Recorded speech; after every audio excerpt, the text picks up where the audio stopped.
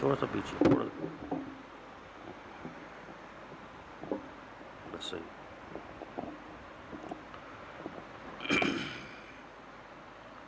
الحمد لله الذي فطر السماوات والأرض ورفع السماوات بغير أمد ونور الشمس والقمر نحمده ونستعينه ونستغفره ونعوذ بالله من شرور أنفسنا ومن سيئات أعمالنا من يهده الله فلا مضل له ومن يضلله فلا هادي له ونشهد أن لا إله إلا الله وحده لا شريك له ولا مثل له ولا مثال له ونشهد أن سيدنا وشفيعنا وسندنا وحبيبنا ومولانا محمدا عبده ورسوله أرسله بالحق بشيرا ونذيرا وداعيا إلى الله بإذنه وسراجا منيرا.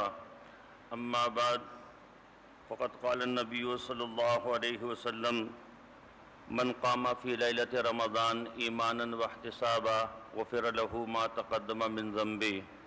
وقال النبي صلى الله عليه وسلم من صام رمضان ایمانا واحتسابا غفر له ما تقدم من ذنبه. وقال النبي صلى الله عليه وسلم من اعتكف ایمانا واحتسابا غفر له ما تقدم من ذنبه كما قال صلی اللہ علیہ وسلم.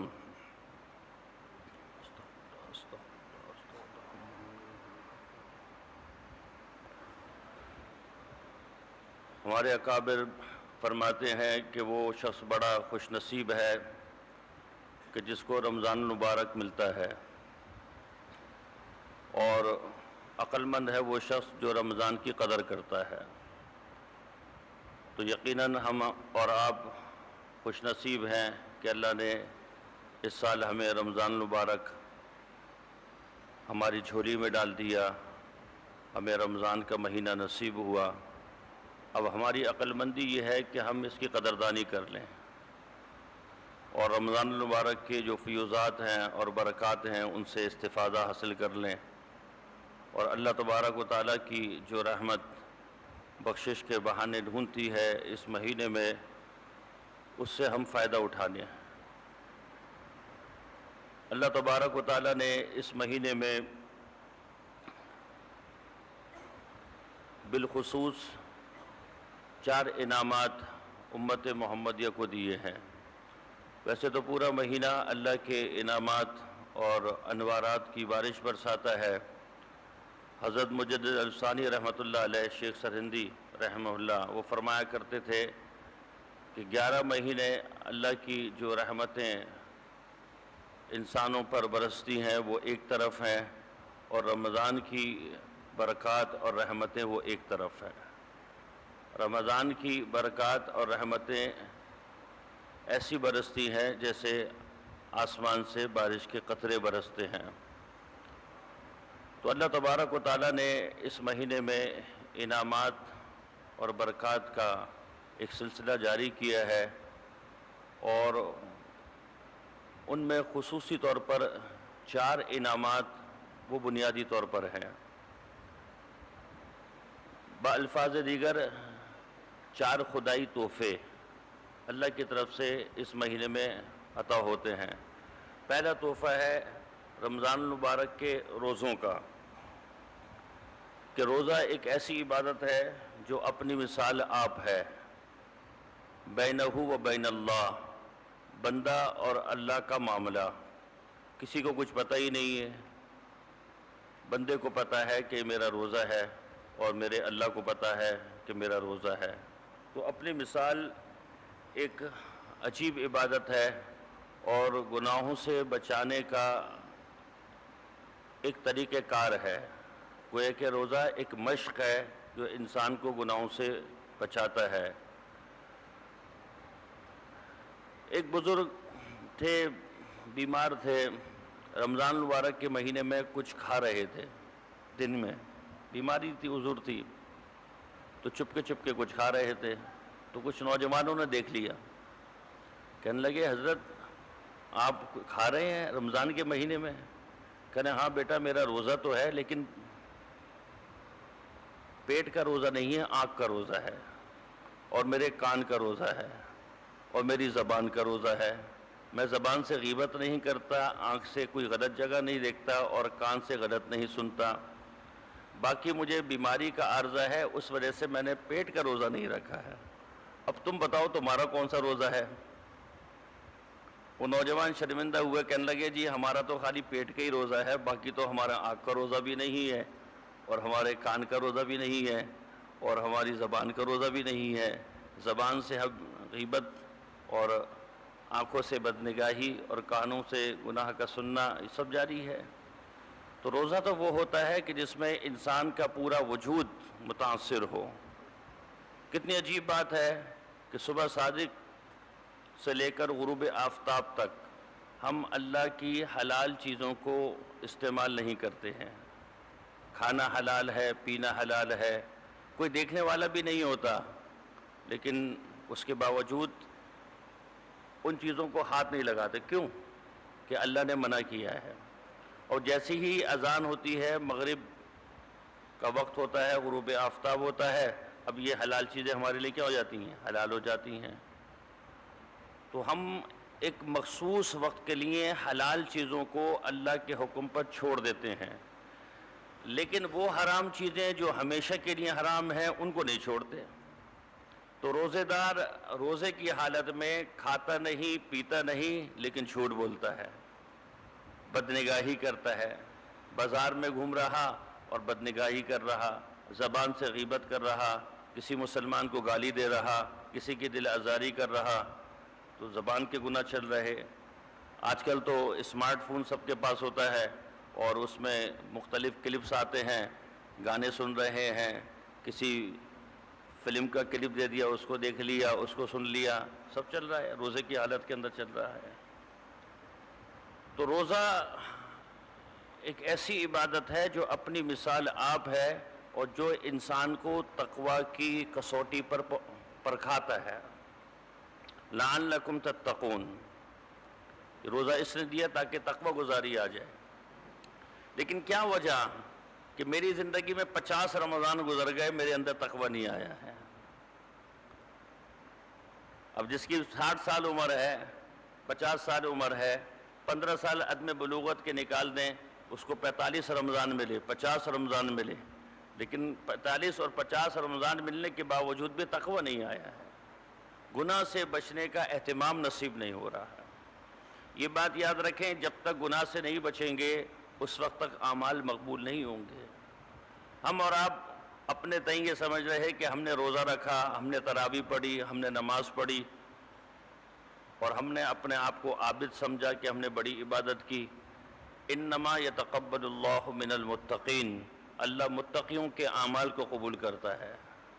جو تقوی کے راستے سے آئے گا اس کی عبادت کو قبول کیا جاتا ہے، اور جو تقوی کے راستے سے آتا ہے اللہ اس کو اپنا ولی بناتے ہیں۔ ان اولیاءہ الا المتقون، اللہ فرماتے ہیں کہ میرے ولی اور میرے دوست وہ ہوتے ہیں جو تقوی اختیار کرتے ہیں۔ تقوی کس کو کہتے ہیں؟ اپنے آپ کو گناہ سے بچانا۔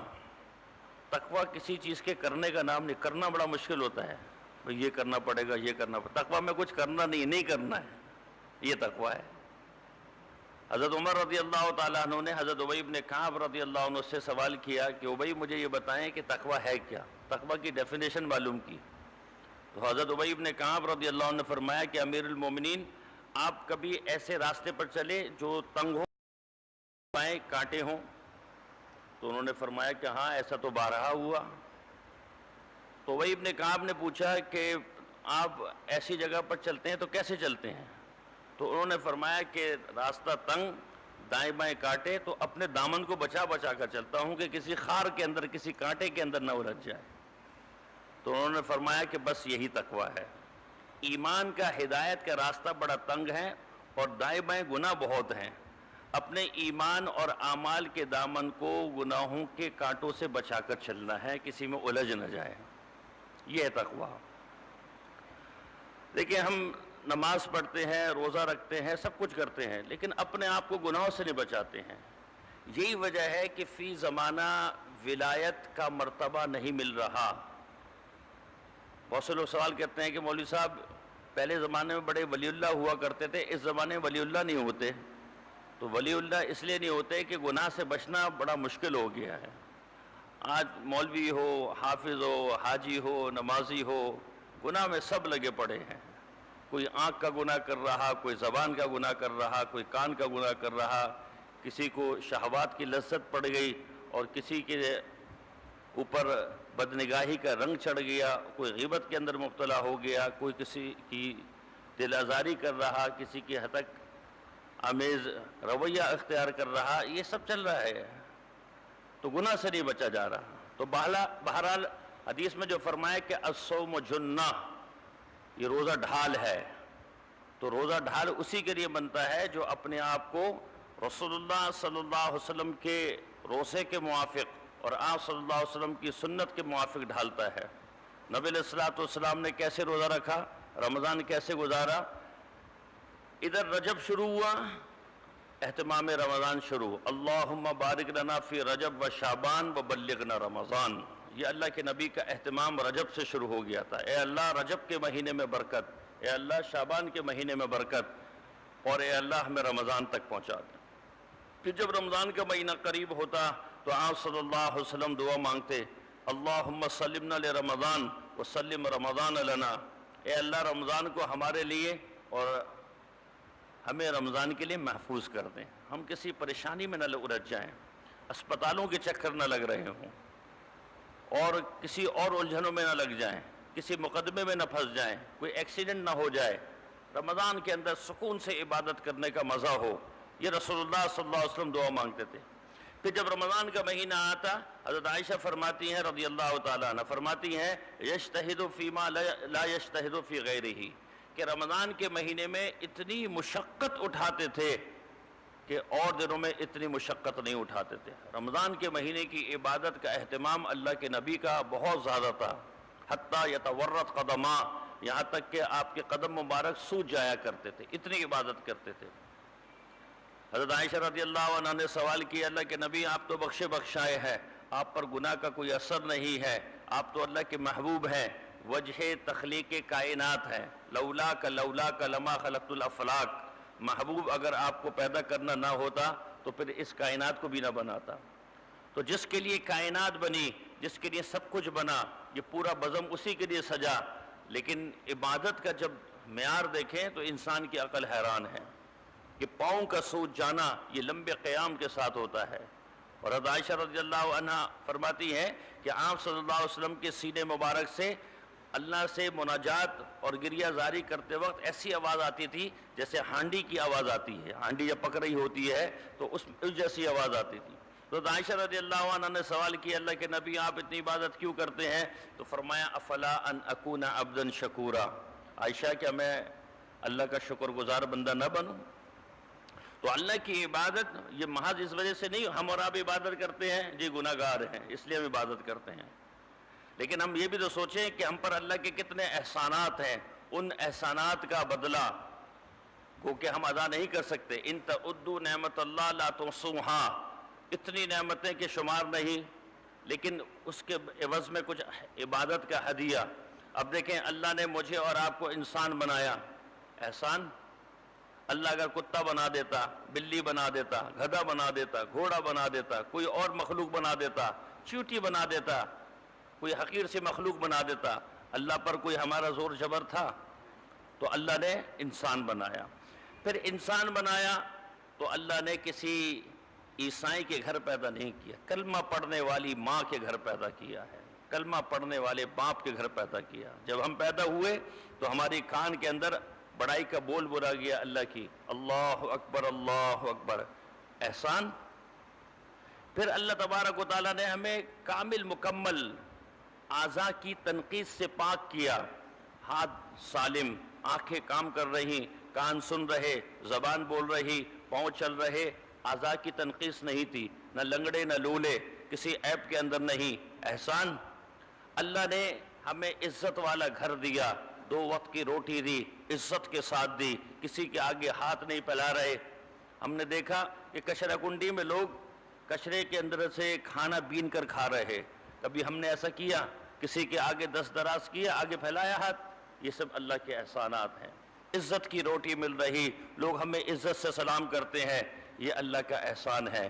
بہن بھائی دیے محبت کرنے والے، اللہ کا احسان ہے۔ گھر کی چھت دی، اللہ کا احسان ہے۔ سانس نکل رہی، سانس اندر جا رہی، اللہ کا احسان ہے۔ جو کھا رہے، اللہ کا احسان۔ کھانے کے بعد وہ ہضم ہو رہا اور فضلہ بن کر نکل رہا، یہ اللہ کا احسان ہے۔ نیند وقت پر آ جاتی ہے، اللہ کا احسان ہے۔ تو اللہ کے احسان کے عوض میں عبادت کا ہدیہ، ادھر گناہوں کا انبار بھی لگا ہوا ہے اور ادھر اللہ کے احسانات بھی ہیں۔ تو میرے بھائی، عبادت فقط اس لیے نہیں ہوتی ہے کہ ہم پر گناہ ہے تو ہم عبادت کریں، نہ، بلکہ اللہ کے احسانات کا عوض کچھ نہ کچھ عبادت کا ہدیہ۔ تو رسول اللہ صلی اللہ علیہ وسلم کا جو رمضان تھا وہ عبادت کی مشقت سے بھرا پڑا تھا، پاؤں سوج جایا کرتے تھے۔ تو رمضان میں اللہ ایک تحفہ دیتے ہیں روزے کا، اور فرمایا کہ من صام رمضان ایمانا واحتسابا غفر لہ ما تقدم من ذنبہ، جس نے رمضان کا مہینہ اس طرح گزارا کہ روزے رکھے ایمان کے ساتھ اور ثواب کی امید سے، اللہ اس کے سارے گناہ معاف فرما دیتے ہیں، سارے گناہ معاف۔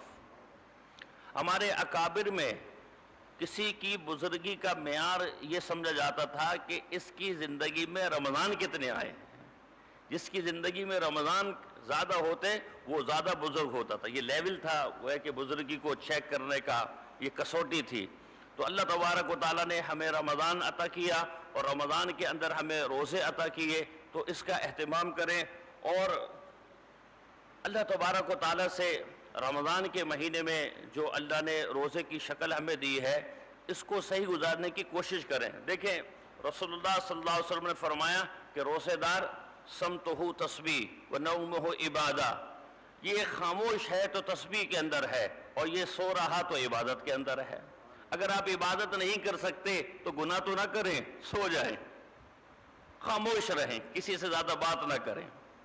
آپ کا خاموش ہونا بھی تسبیح ہے اور آپ کا سونا بھی عبادت ہے۔ ایک روزے دار لمبی چوڑی عبادت نہیں کر رہا، فرائض پورے کر رہا اور اپنے آپ کو گناہ سے بچایا ہوا ہے، سو رہا ہے، خاموش ہے، ضرورت کی بات کرتا ہے۔ اب ایسا بھی خاموش نہیں ہونا ہے کہ اشاروں سے بات ہو رہی ہے کہ مولوی صاحب نے کہا تھا خاموش رہنا ہے، ضرورت کی بات کریں، فضول کی بات نہ کریں۔ ما یلفظ من قول الا لدیہ رقیب عتید، تم زبان سے جو بات کرتے ہو اس پر نگران موجود ہے، غلط بات کرو گے یہ نوٹنگ ہوگی، نامہ اعمال کے اندر درج ہوگا۔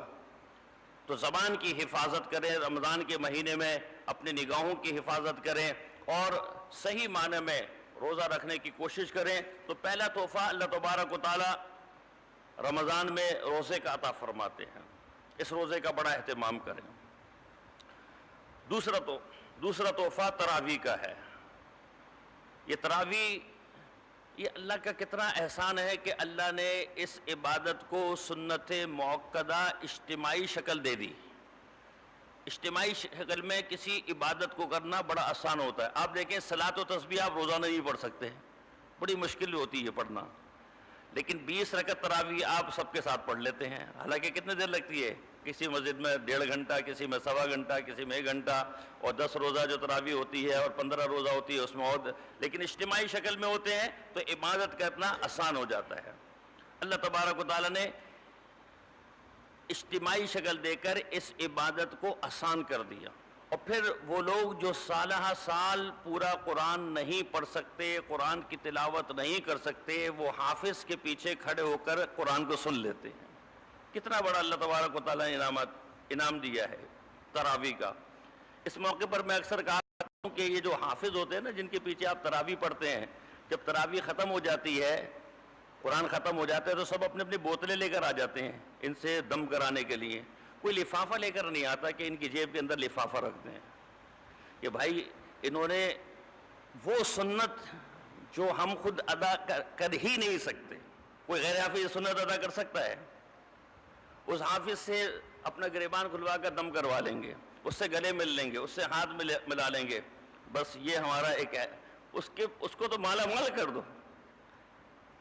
آپ لوگ یہ نہیں سمجھے گا کہ حافظ جاوید صاحب نے مجھ سے کہا تھا کہ تھوڑی سی ترغیب دے دیجیے گا، لیکن حفاظ کی قدر، رمضان کے مہینے میں ان حفاظ کی قدر کریں۔ جو جس حافظ کے پیچھے تراویح پڑھے اس کا اکرام کرے، اس کو تحفے دے۔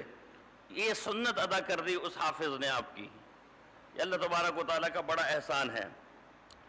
تراویح پڑھنے سے بندہ گناہوں سے پاک، من قام رمضان ایماناً واحتسابا غفر لہ ما تقدم من ذنبہ، جس نے رمضان میں تراویح کا اہتمام کیا اس کے گزشتہ سارے گناہ معاف۔ تراویح کے ایک سجدے پر، یہ اعداد و شمار بڑے عجیب ہیں، غور سے سنیے گا، تراویح کے ایک سجدے پر ایک درخت جنت میں ہے، ایک سجدے پر ایک درخت۔ اب تراویح میں کتنے سجدے ہوتے ہیں؟ 40 سجدے ہوتے ہیں، 40 درخت۔ آپ کے پرائم منسٹر نے کہا تھا کہ ہم پورے ملک میں درخت لگائیں گے، وہ تو الگ لگائیں نہ لگائیں لیکن آپ کا درخت لگ رہا ہے، اور درخت بھی کیسا؟ اللہ کے نبی نے فرمایا کہ اتنا بڑا درخت کہ جس کے سائے کے نیچے 100 سال تک گھوڑا دوڑتا رہے، ایسا درخت 100 سال تک، اتنا بڑا درخت۔ پھر فرمایا کہ تراویح کی ہر رکعت پر 1500 نیکیاں، ایک رکعت جو آپ پڑھتے ہیں نا اس پر آپ کو 1500 نیکیاں۔ اس حساب سے روزانہ جب تراویح پڑھیں گے تو بندے کے نامہ اعمال میں 30,000 نیکیاں۔ جب آپ ایک تراویح سے فارغ ہوتے ہیں نا، رمضان ایک دن کی تراویح سے فارغ ہوئے تو 30,000 نیکیاں، اور پورے مہینے اگر آپ نے پڑھ لی تو 90 لاکھ نیکیاں، 90 لاکھ نیکیاں آپ کے کھاتے میں آ گئیں۔ اور روزانہ 40 سجدوں کے عوض میں کتنے ہو گئے؟ 40 درخت، اور پورا مہینہ 1200 درخت۔ ابھی ہمارے طارق بھائی نے جامع مسجد کے اندر درخت لگائے ہیں، اب ان کو آپ گننا شروع کریں، یہ 1200 بنیں گے؟ کتنی محنت سے انہوں نے جمع کیے ہیں، مسجد کو ہرا بھرا کر دیا، ماشاءاللہ خوبصورت کر دیا۔ اللہ تبارک و تعالیٰ آپ کے اوپر کے گھر کو تراویح کے سجدوں سے ہرا بھرا کر دے گا۔ 1200 درخت آپ کے کھاتے میں آ گئے۔ اور پھر حدیث میں آتا ہے، نبی علیہ الصلوۃ والسلام نے فرمایا کہ مزید برآں یہ کہ ہر رکعت کے عوض میں جنت میں ایک گھر، ہر رکعت کے عوض میں 1500 نیکیاں الگ، اور دوسری حدیث میں آتا ہے کہ ہر رکعت کے عوض جنت میں ایک گھر۔ اب گھر کتنا بڑا؟ جس کے 70,000 سونے کے دروازے، جس گھر میں 70,000 دروازے ہوں تو ادھر گھر کتنا بڑا ہوگا؟ دنیا میں کوئی ایسا گھر ہے؟ رائیونڈ محل میں بھی اتنا بڑا گھر نہیں ہوگا۔ رائیونڈ محل تو سنا ہوگا نا آپ لوگوں نے، تو رائیونڈ محل کے اندر بھی اتنا بڑا گھر نہیں ہے کہ جس کے 70,000 دروازے، دروازے بھی کون سے؟ سونے کے دروازے۔ 54,610 گرام سونے کا بہاؤ چل رہا ہے اس وقت، اور وہاں دروازہ جو ہے وہ سونے کا ہوگا۔ تو روزانہ 20 رکعت کے بدلے 20 گھر، اور پورا مہینہ پڑا تو 600 گھر۔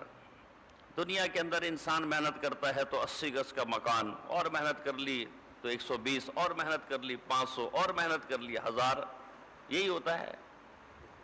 اتنا بڑا بس گھر مل سکتا ہے، اس پر انسان خوش ہوتا ہے۔ اور روزانہ تراویح کے عوض میں اللہ تبارک و تعالیٰ آپ کو 600 گھر جنت میں عطا فرمائیں گے۔ اور حدیث میں آتا ہے جب تراویح سے فارغ ہو گیا، غفر لہ ما تقدم من ذنبہ، گزشتہ سارے گناہ کو اللہ معاف فرما دیتے ہیں، بالکل نکھر جاتا ہے، پاک صاف ہو جاتا ہے۔ تو تراویح نیکیوں کا انبار لگا دیتی ہے۔ مزید اعداد و شمار کی طرف چلتے ہیں۔ قرآن کریم میں 6,666 آیتیں ہیں۔ کتنی؟ 6,666 آیت۔ اب ان 6,666 آیتوں کو آپ 30 پاروں پر تقسیم کریں تو فی پارہ 222 آیتیں بنتی ہیں، ایک پارے میں 222 آیتیں بنیں گی۔ اور اگر ہر آیت میں کم سے کم 20 حروف لگائے جائیں، کہ ایک آیت میں 20 حروف ہوتے ہیں کم سے کم، تو ایک پارے میں 4,440 حروف بنے۔ نبی علیہ الصلوۃ والسلام نے فرمایا کہ من قرأ حرفا من القرآن فلہ عشر حسنہ، کہ جو قرآن کا ایک حرف پڑھتا ہے اس کو 10 نیکیاں ملتی ہیں۔ اب آپ نے پڑھا الف لام میم، تو آپ کے کھاتے میں کتنی نیکیاں آ گئیں؟ 30۔ اب قرآن کریم کی ایک پارے کی 222 آیات کے جو حروف ہیں وہ بنتے ہیں 4,440۔ اب ان کو جب آپ 10 نیکیوں سے ضرب دیں گے تو یہ بنیں گے 44,400۔ تو ایک پارہ پڑھنے پر آپ کے کھاتے میں 44,400 نیکیاں آ جاتی ہیں، ایک پارہ جو پڑھتا ہے۔ اچھا، رمضان میں ہر نیکی 10 گنا کے بجائے 70، تو جب اس کو رمضان کے اندر پڑھیں گے، ایک پارہ تلاوت کریں گے تو 31,08,000 نیکیاں، ایک پارے پر 31,08,000 نیکیاں۔ آپ گھبرائیں نہیں کہ 45 منٹ میں ایک پارہ ختم ہوتا ہے۔ میں ایک جگہ گیا، ہمارے دوست ہیں، ان کی والدہ مجھ سے کہنے لگی، یہ بھی تھا شماس بھی تھا، کہنے لگی آپ لوگ کتنے دیر میں پارہ پڑھ لیتے ہیں؟ میں نے کہا ہمیں تو 15 سے 20 منٹ لگتے ہیں، اور جو اس سے پوچھا یہ کہنا جی 10 منٹ میں پڑھ لیتا ہوں، یہ ٹربو لگایا ہوا ہے اس نے شاید اپنے پاس، حافظ عام طور پر 10 منٹ میں 12 منٹ میں پڑھ لیتے ہیں۔ اچھا، ہمیں تو پورا 1 گھنٹہ لگ جاتا ہے۔ تو میں نے کہا اس 1 گھنٹے سے آپ گھبرائیں نہیں، آپ نے 1 گھنٹے اللہ کو دیا۔ حدیث میں آتا ہے جو قرآن پڑھتا ہے اللہ کان لگا کر اس کا قرآن سنتے ہیں۔ تخلقوا بالقرآن، قرآن سے اپنے آپ کو آراستہ کر لو۔ تبرکوا بالقرآن، قرآن کی برکتوں کو لوٹ لو۔ فإنہ کلام اللہ ویخرج منہ، یہ اللہ کا کلام ہے، اللہ کی ذات سے نکلا ہے۔ دنیا میں ہر چیز مخلوق ہے، ہر چیز مخلوق ہے، لیکن قرآن مخلوق نہیں ہے۔ دنیا میں ہر چیز مخلوق، لیکن قرآن مخلوق نہیں ہے۔ یہ قرآن خالق سے نکلا ہے، اللہ کی ذات سے نکلا۔ ایک حدیث میں آتا ہے کہ جس کے سینے کے اندر قرآن ہے اس نے اللہ کے نبی کی نبوت کو محفوظ کیا ہے۔ قرآن اللہ کی نبی کی نبوت پر دلیل ہے، نبوت کو اس نے محفوظ کر لیا ہے۔ تو بہرحال ایک پارہ تلاوت کرنے پر 31,08,000 نیکیاں۔ اچھا، اب جب یہ قرآن نماز میں پڑھا جائے، یہ تو بات ہو رہی تھی آپ قرآن دیکھ کر پڑھ رہے ہیں، لیکن جب نماز میں پڑھا جائے تو فی حرف 10 نیکیوں کا اضافہ کیا جاتا ہے۔ تو تراویح میں ایک پارہ سننے پر، تراویح میں ایک پارہ سننے پر 3,10,80,000 نیکیاں، 3,10,80,000 نیکیاں ایک پارہ سننے پر۔ اب جب آپ پورا مہینہ قرآن سنیں گے اور پورا قرآن سن لیں گے، 10 دن میں سن لیں، 15 دن میں سن لیں، 27 میں سن لیں، پورا مہینہ سن لیں، بہرحال پورا قرآن جب سن لیں گے تو 93,24,00,000 نیکیاں، 93,24,00,000 نیکیاں۔ تو میرے بھائی، یہ تراویح یہ نیکیوں کا انبار لگا دیتی ہے، اس میں پریشان نہ ہوں، ہمت کے ساتھ کھڑے ہوں، لیکن ساتھ کے ساتھ کوشش یہی ہو کہ اپنے آپ کو گناہ سے بچانا۔ نیکی کرنا آسان، نیکی کی حفاظت کرنا بڑا مشکل ہے، یہ بات یاد رکھیں۔ نیکی کرنا آسان، اب دیکھیں نا، 3,10,80,000 نیکیاں آپ کو ایک پارے پر مل جاتی ہیں، لیکن جیسے ہی باہر گئے کوئی لال پیلی نظر آئی، اس کو دیکھا اور ساری نیکیاں جو ہے برباد کر دی۔ زبان سے کوئی بات کری، نیکیاں برباد کر دی۔ آپ کے کمرے میں ایئر کنڈیشن چل رہا، کولنگ بڑی بہترین ہے، چلڈ ہو گیا ہے بالکل، دروازے کھول دیے، کھڑکی کھول دیے، اب اے سی کی کولنگ، اس کے اثرات کم ہو گئے۔ تو اسی طرح نامہ اعمال کے اندر نیکیاں تو جمع ہو رہی، لیکن گناہوں کے سراغ سے یہ نیکیاں باہر نکل رہی ہیں، گناہوں کے سراغ کو بند کرنا ہے۔ تو اپنے نیکیوں کو محفوظ کریں اور اللہ تبارک و تعالیٰ سے مانگتے رہیں کہ اے اللہ، میں تیرا ولی بننا چاہتا ہوں، انی احب الصالحین، اے اللہ مجھے نیک لوگوں سے بڑی محبت ہے، لیکن اے اللہ میں بن نہیں سک رہا، اے اللہ تو مجھے نیک بنا دے۔ حضرت ڈاکٹر عبدالعزیز صاحب رحمہ اللہ فرمایا کرتے تھے کہ ہم اللہ سے راز و نیاز کریں، اللہ سے باتیں کریں، اللہ سے کہیں کہ اے اللہ میں نیک بننا چاہتا ہوں، عبادت گزار بننا چاہتا ہوں، آپ کا ولی بننا چاہتا ہوں، میں آپ کے نبی کی مشابہت اختیار کرنا چاہتا ہوں، آپ کے نبی کی سنتوں پر آنا چاہتا ہوں، لیکن نفس اور شیطان مجھ پر غالب آ جاتے ہیں، اے اللہ میں مغلوب ہو جاتا ہوں، اے اللہ میں اپنا قضیہ آپ کی بارگاہ میں پیش کرتا ہوں، آپ میری طرف سے وکیل بن جائیں اور مجھے اپنے نفس اور شیطان کے مقابلے میں غالب کر دیں۔ اللہ سے مانگیں۔ ہم اللہ سے کس کو مانگتے ہیں؟ اللہ سے ہم دکان مانگتے ہیں، اللہ سے پیسہ مانگتے ہیں، جن کی شادیاں نہیں ہوئیں وہ کہتے ہیں جی ہماری شادی ہو جائے. بہت سارے نوجوان آتے ہیں کہتے ہیں مولوی صاحب دعا کر دیں کوئی شادی ہو جائے. تو کوئی بیوی مانگ رہا ہوتا ہے, کوئی مال مانگ رہا ہوتا ہے. تو بہرحال اللہ سے اللہ کو مانگنا ہے, اللہ سے اللہ کا عشق مانگنا ہے. ایک بزرگ جا رہے تھے, ایک نوجوان ان کے پیچھے ہو گیا. انہوں نے محسوس کیا کہ میرے پیچھے کوئی چل رہا ہے. کافی دور جا کر پیچھے مڑ کر دیکھا تو نوجوان تھا. تو انہوں نے اس سے پوچھا کیا چاہیے, وہ خاموش. مٹی کا ڈھیر رکھا ہوا تھا, انہوں نے مٹی کی ڈھیر کی طرف اشارہ کیا تو مٹی کا ڈھیر کرامت ان کی تھی, وہ سونے کا بن گیا. اور انہوں نے فرمایا کہ جا یہ لے اور اپنا راستہ ناپ, اور آگے چل دیے. لیکن کچھ دور جانے کے بعد پیچھے مڑ کر دیکھا تو وہ نوجوان پیچھے پیچھے آگے گئے تو مٹی کا ڈھیر بہت زیادہ تھا, اس کی طرف اشارہ کیا, وہ سونا بن گیا. کہنے لگے بھائی یہ لے اور جا, چل دیے. پھر پیچھے مڑ کر دیکھا تو وہ ان کے ساتھ تھا. تو اس بزرگ نے کہا کہ تجھے کیا چاہیے؟ تو اس نے کہا مجھے یہ ہاتھ چاہیے, مجھے یہ ہاتھ چاہیے, مجھے آپ جیسا بننا ہے. تو اللہ سے اللہ کو مانگے, اللہ سے اللہ کا عشق مانگے. اے اللہ اپنا عشق عطا فرما دے, اپنے عشق کی چاشنی عطا فرما دے, نبی علیہ الصلوۃ والسلام کی محبت عطا فرما دے. اے اللہ ایسا عشق عطا فرما دے کہ جس عشق کے اندر آپ کی معصیت کرنا مشکل ہو جائے, جس عشق کے اندر عبادت کرنا آسان ہو جائے, سجدوں کی حضوری نصیب ہو جائے, تلاوت کا سرور ملنے لگے, ذکر کی حلاوت ملنے لگے. حضرت فضل علی قریشی رحمۃ اللہ علیہ فرمایا کرتے تھے کہ جب میں سجدہ کرتا ہوں تو مجھے ایسا لگتا ہے جیسے پروردگار عالم نے میرے گالوں پر بوسہ لے لیا ہو. ایسے سجدے تھے. آج ہمیں سجدوں کی حضوری نصیب نہیں ہو رہی ہے. تو میرے بھائی,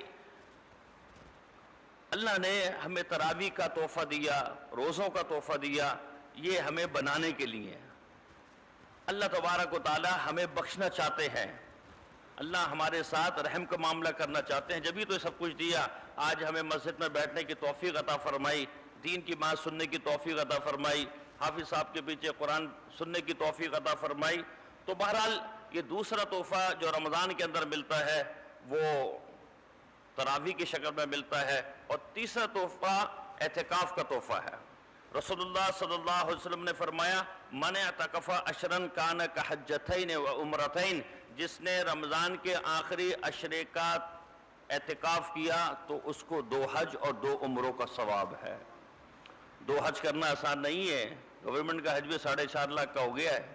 2 مرتبہ کریں گے تو 9 لاکھ روپے خرچ کرنے پڑیں گے. یہ تو وہ ہے جو گورنمنٹ کے کھاتے میں گئے, اور جو شاپنگ کریں گے وہ الگ ہے 2 لاکھ کی. تو ایک حج جو ہے 2 حج جو ہے وہ 11 لاکھ کے ہو جائیں گے, 12 لاکھ 13 لاکھ کے ہو جائیں, اور فری فنڈ میں کھاتے میں اللہ تبارک و تعالیٰ آپ کے کھاتے کے اندر رمضان کا اگر اعتکاف کر لیں. میں اکثر کہا کرتا ہوں ان حضرات کو بالخصوص کہ جنہوں نے کبھی اعتکاف نہیں کیا ہے کہ بھائی اللہ نے یہ سال آپ کو رمضان کا موقع دیا ہے, اعتکاف کر لو. یہ وہ سنت ہے اللہ کے نبی کی جو مدنی زندگی کی ہمیشہ کی سنت ہے. 10 سال اللہ کے نبی نے مدینہ میں گزارے ہیں, اور ان 10 سالوں کے اندر آپ نے اعتکاف کیا ہے. صرف 1 سال جہادی مشغولیت کی وجہ سے آپ کا اعتکاف چھوٹا, لیکن آپ صلی اللہ علیہ وسلم نے آئندہ سال 20 دن اعتکاف کیا. سال گزشتہ کے 10 دن کا آپ نے گویا کہ قضا اس کی اختیار کی ہے. تو اللہ کے نبی نے اعتکاف کو نہ چھوڑا. تو میرے بھائی کم از کم ایک دفعہ ہم یہ اعتکاف کر کر اللہ کے نبی کی سنت کو ادا کر دیں, اور کل قیامت کے دن جب اللہ کے نبی کا سامنا ہو تو سرخرو ہوں کہ آپ کی ایک سنت کو اختیار کیا تھا. تو اعتکاف کی اس سنت کو بھی اختیار کر لیں. اور فرمایا حدیث میں آتا ہے المنتظر للصلاۃ کأنہ فی الصلاۃ, جو نماز کا انتظار کرتا ہے وہ ایسا ہے جیسے کہ نماز میں ہے. اب معتکف چونکہ مسجد میں ہوتا ہے, اور ایک نماز کے بعد دوسری نماز, اور دوسری کے بعد تیسری, اور تیسری کے بعد چوتھی, اور پھر 5ویں, تو گویا کہ پورے 10 دن ایسا ہے جیسے نماز کے اندر ہے. پورے 10 دن وہ نماز کے اندر شمار کیا جاتا ہے. پھر اعتکاف میں بیٹھ کر یکسوئی ہو گئی, اللہ کے در پر آ گئے, کسی سخی کے دروازے پر جائیں, کھٹکھٹائیں, اس سے مانگیں, چمٹ کر مانگیں, وہ دیتا ہے. سخی ہے, اور سخیوں کا سخی اللہ تبارک و تعالیٰ کی بارگاہ میں اور اللہ کے در پہ جب آ گئے کہ جس در سے کسی کو محروم نہیں کیا جاتا وہاں جب آ کر مانگیں گے. حدیث میں آتا ہے نبی علیہ الصلوۃ والسلام نے فرمایا کہ جب بندہ اللہ سے مانگتا ہے اور کہتا ہے یا اللہ یا کہتا ہے اللہم، جب یہ کہتا ہے تو اللہ فرشتوں سے فرماتے ہیں اعلم عبدی انہ ربہ، اوہو میرے بندے کو معلوم ہے کہ اس کا ایک رب ہے.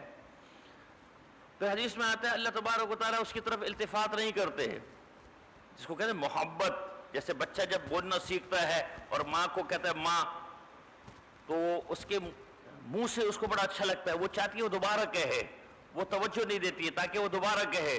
تو اللہ تبارک و تعالیٰ بھی توجہ نہیں دیتے ہیں تاکہ وہ دوبارہ کہے. پھر وہ مانگتا ہے اللہ تبارک و تعالیٰ پھر توجہ نہیں دیتے، پھر وہ مانگتا ہے. حدیث میں آتا ہے اللہ تبارک و تعالیٰ فرماتے ہیں لگتا ہے یہ مانگے بغیر جائے گا نا. میں اس کو فرشتوں کو گواہ بنا کر کہتے ہیں تم گواہ رہو، جو یہ مانگتا ہے میں اس کو دوں گا، جو یہ مانگتا ہے. تو معتکف اللہ کے در پر آ جاتا ہے. تو میرے بھائی اللہ نے رمضان کا یہ موقع دیا ہے، اللہ کے در پر آ جائیں، اپنے مشغولیات کو ختم کر دیں اور اعتکاف کا اہتمام کر لیں. یہاں آپ کو اعتکاف کرنے پر اشراق ملے گی، چاش ملے گی، اوامید ملے گی، تہجد ملے گی، قرآن کی تلاوت کا اہتمام ہو جائے گا، یکسوئی مل جائے گی. اور ہمارے جو نوجوان ہیں ان کا بیچاروں کا جو آخری عشرہ ہے وہ پھر طارق روڈ کے بازار میں گزرتا ہے. کوئی زمزمہ جا رہا ہوتا ہے، کوئی کلفٹن ڈیفینس جا رہا ہوتا ہے.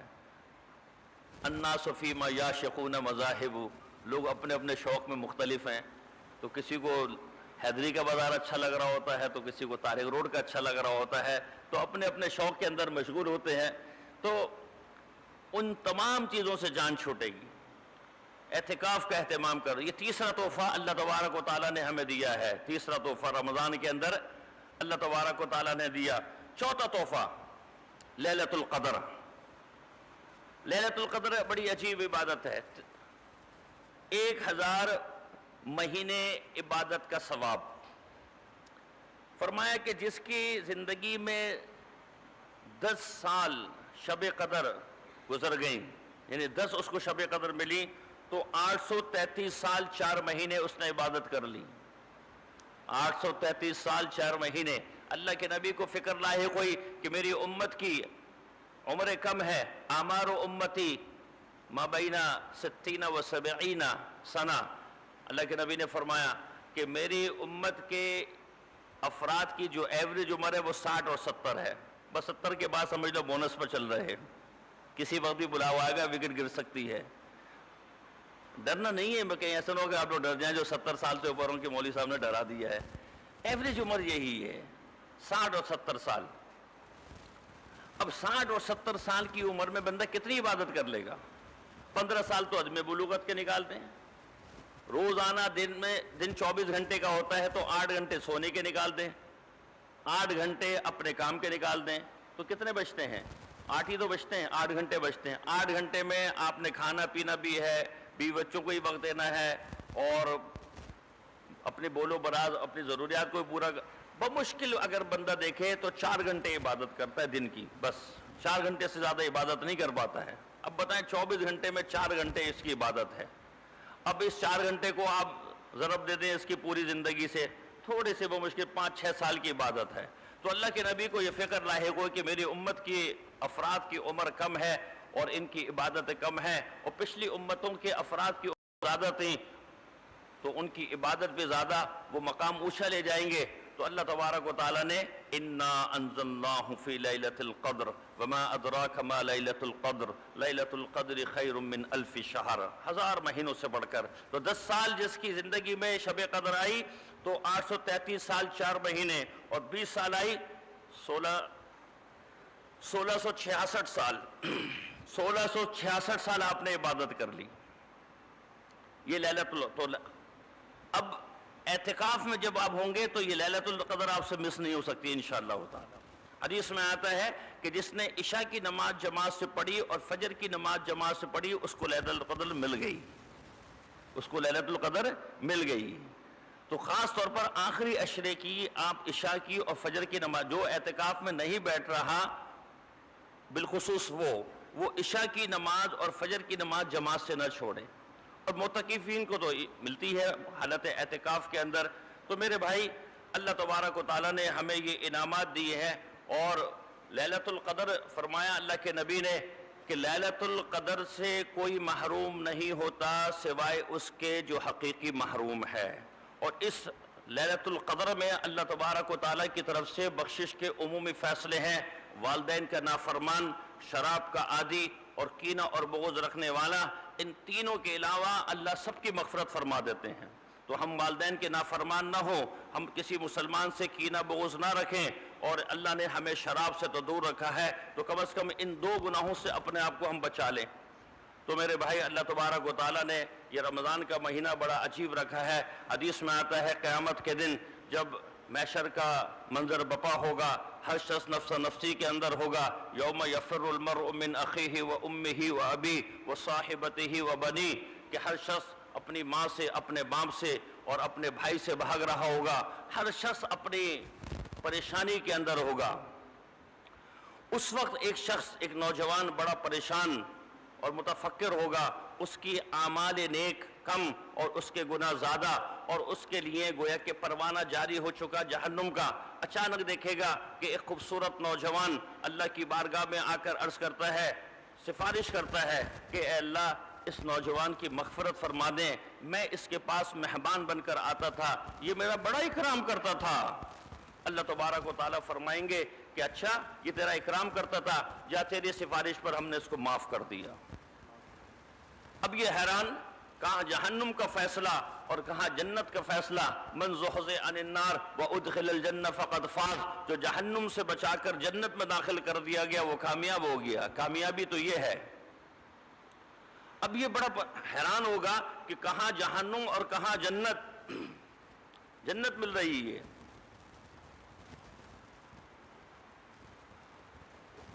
حدیث میں آتا ہے کہ یہ شخص اس نوجوان کے پیچھے جائے گا اور اس کو کہے گا کہ بھائی، تو بتا تو صحیح، تو ہے کون؟ تو نے کہا اللہ سے کہ میں اس کے گھر مہمان بن کر آتا اور یہ میری مہمان نوازی کرتا، لیکن میں تو تجھے نہیں پہچانا، میں نے تو دنیا میں کبھی نہیں دیکھا۔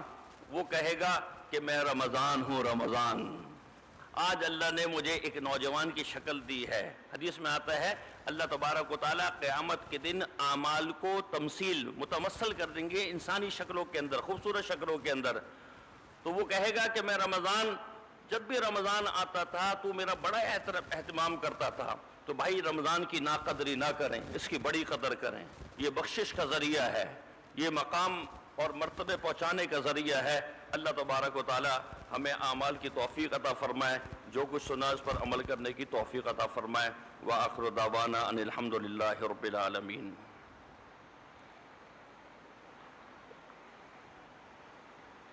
دعا کرتے ہیں، دعا سے قبل تھوڑا سا مراقبہ کر لیں، جس کا طریقہ ہے دونوں آنکھوں کو بند کر لیں، دونوں ہونٹوں کو ملا لیں، زبان کو اوپر تالو سے لگا لیں تاکہ حرکت نہ کرے، اور سانس ناک سے لیجئے اور دل کی طرف توجہ کریں۔ اللہ رب العزت کی رحمت آ رہی، دل میں سما رہی، دل سے گناہوں کے زنگ و ظلمات دور ہو رہے، اور میرا دل کہہ رہا اللہ اللہ اللہ اللہ۔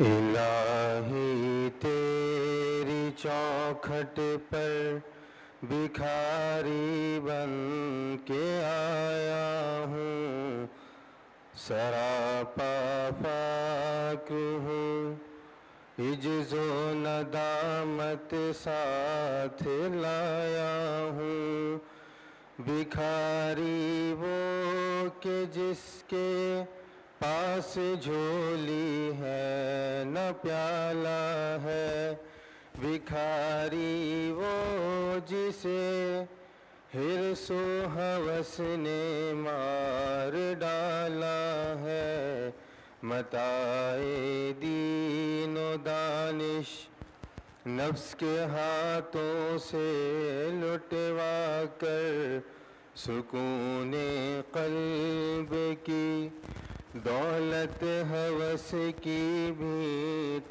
چڑھوا کر، لوٹا کر ساری پونجی غفلتوں اسیاں کی دلدل میں سہارا لینے آیا ہوں، تیرے کعبے کے آنچل میں گناہوں کی لپٹ سے کائنات قلب افسردہ، ارادے مزمحل ہمت شکستہ حوصلے مردہ، کہاں سے لاؤں طاقت دل کی سچی ترجمانی کی، کہ کس جھنجھال میں گزری ہے گھڑیاں زندگانی کی، خلاصہ یہ کہ بس جل بھن کے اپنی روح سیاہی سے سراپا فقر بن کر، اپنی حالت کی تباہی سے تیرے دربار میں لایا ہوں اپنی اب زبوں حالی، تیری چوکھٹ کے لائق ہر عمل سے ہاتھ ہے خالی، یہ تیرا گھر ہے تیرے مہر کا دربار ہے مولا، سراپا نور ہے ایک محبت انوار ہے مولا، تیری چوکھٹ کے جو آداب ہیں میں ان سے خالی ہوں، نہیں جس کو سلیقہ مانگنے کا وہ سوالی ہوں، زباں غرق ندامت دل کی ناقص ترجمانی پر، خدایا رحم میری اس زبان بے زبانی پر، یہ آنکھیں خشک ہیں یا رب انہیں رونا نہیں آتا، سلگتے داغ ہیں دل میں جنہیں دھونا نہیں آتا، الہی تیری چوکھٹ پر بھکاری بن کے آیا ہوں، سراپا فقر ہوں، عجز و ندامت ساتھ لایا ہوں۔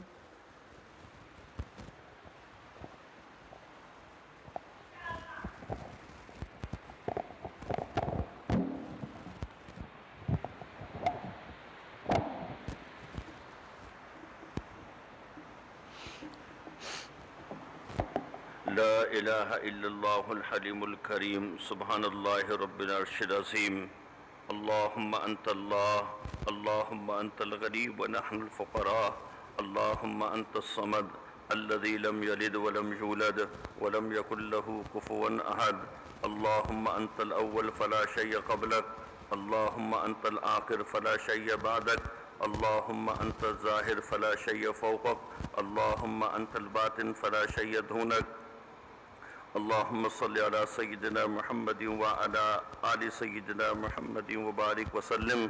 اے اللہ ہمارے گناہوں کو معاف فرما، اے اللہ عافیت کی زندگی نصیب فرما، اے اللہ گناہ کی نجاست والی زندگی سے محفوظ فرما، اے اللہ اعمال کی زندگی نصیب فرما، رسول اللہ صلی اللہ علیہ وسلم کی سنت کی اتباع والی زندگی نصیب فرما، اے اللہ رمضان کی قدردانی کی توفیق عطا فرما، اے اللہ رمضان کے اندر اے اللہ غفلت سے ہماری حفاظت فرما، اے اللہ اعمال کی توفیق نصیب فرما، رات کے آخری پہر میں اپنے ذات عالی کے سامنے مناجات کی لذت نصیب فرما، اے اللہ ہمیں رونا نہیں آتا، اے اللہ رونے کی توفیق عطا فرما، اے اللہ آپ کے سامنے رونے کی توفیق عطا فرما، اے اللہ رونے جیسی شکل اختیار کرنے کی توفیق عطا فرما، اے اللہ آپ کے نبی نے فرمایا ابکو فإن لم تبکو فتباکو، اللہ کے سامنے رو رو کر مانگو اور اگر رونا نہ آئے تو رونے جیسی شکل بنا لو، اے اللہ تو ہماری اداکاری کو بھی قبول کر لیتا ہے، اے اللہ ہمیں معاف فرما دے، اے اللہ ہمیں معاف فرما دے، اے اللہ ہمیں اخلاص نصیب فرما، اے اللہ ایمان کی سلامتی عطا فرما، اے اللہ اعمال کا دوام نصیب فرما، اے اللہ نگاہوں کی حیا نصیب فرما، قلب کی طہارت نصیب فرما، اے اللہ رمضان کے روزے صحیح گزارنے کی توفیق عطا فرما، اے اللہ تراویح کا اہتمام نصیب فرما، اے اللہ اعتکاف کی سنت کا اہتمام نصیب فرما، اے اللہ شب قدر کا حصول آسان فرما، اے اللہ نفس اور شیطان کے اے اللہ غلبے سے ہماری حفاظت فرما، اے اللہ ان کے سامنے ہم مغلوب ہیں، اے اللہ لیکن آپ کی طاقت سب پر حاوی اور غالب ہے، اے اللہ نفس اور شیطان کے مقابلے میں غالب فرما دیجئے، اے اللہ غلبہ نصیب فرما دیجئے، اے اللہ ہمیں ولیوں سے محبت ہے، اے اللہ ہمیں صالحین سے محبت ہے، لیکن بننا چاہتے ہیں بن نہیں سکتے، اے اللہ نفس اور شیطان آڑے آ جاتے ہیں، اے اللہ ہماری حفاظت فرما لیجئے، اے اللہ ہمیں اپنے ولیوں میں شمار فرما لیجئے، اے اللہ قرب کا مقام نصیب فرما دیجئے، اے اللہ نجاست کی گناہ کی نجاست کے لتھڑوں سے نکال کر اے اللہ اعمال کی روشنیوں میں اور اس کی تقدیس کے اندر لے آئیے، اے اللہ جتنے بھی حاضرین یہاں پر جمع ہاتھ اٹھائے اے اللہ سب کی بخشش فرما دیجئے، اے اللہ سب کے لیے بخشش کا پروانہ جاری فرما دیجئے، اے اللہ جو ہم نے تراویحوں کے فضائل سنے اے اللہ وہ فضائل ہمیں نصیب فرما دیجئے، اے اللہ جو قرآن حافظ جاوید صاحب نے ختم کیا اے اللہ ان کے قرآن کو اے اللہ قبول فرما، اے اللہ ان کے پڑھنے کو سننے کو قبول فرما، سامعین نے سنا حافظ صاحب نے پڑھا اے اللہ اس سننے سنانے کو قبول فرما، بشری تقاضوں کی بنا پر جو غلطیاں ہو گئی معاف فرما، اے اللہ اس ختم قرآن کے موقع پر ہماری دعاؤں کو قبول فرما،